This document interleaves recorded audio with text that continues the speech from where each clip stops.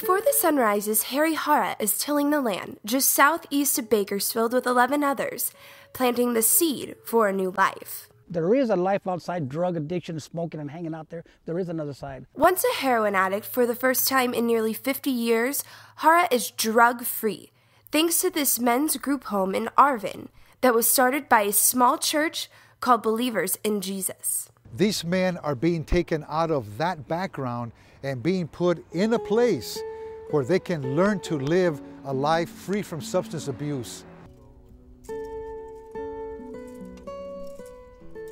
This is a good thing for all the men that are coming in here. There's one thing about the nature of a man. He needs to be applying himself to something. He'd like to see something put in the ground, and he did something to accomplish that, what came out of the ground. These men right here, they have that chance. Many group homes strive to rehabilitate men as part of a penance for drug and alcohol-related crimes.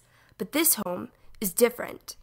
Rather than time behind bars, some are sent here to this organic farm to take part in a program deeply rooted in hard work. What is really missing, I think, in their life is not, a good lesson, by throwing them inside of a box, but rather some dignity.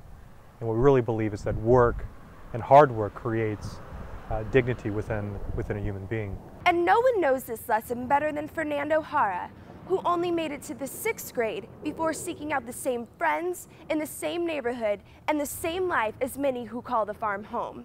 A life that could have easily taken him and others down a different road. When you take a human being and you raise them in poverty, you raise them in conditions where they can find no dignity in their own lives, it is easy for them, and often it is natural for them to find relief for their sufferings in what we would call crime. An understanding that is now transforming lives. We can see the changes in their face.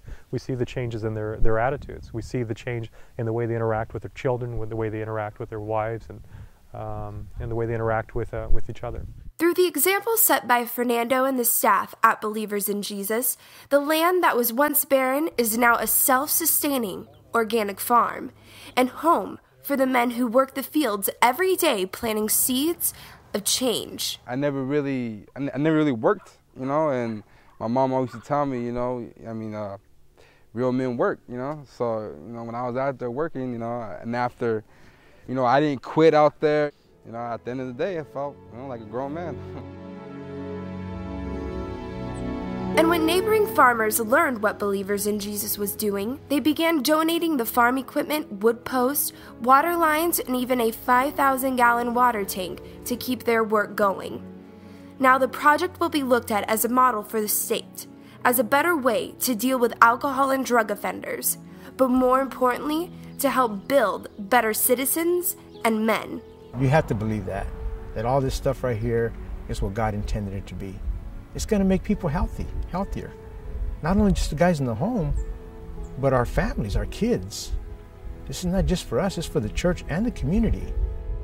Erica Powers reporting.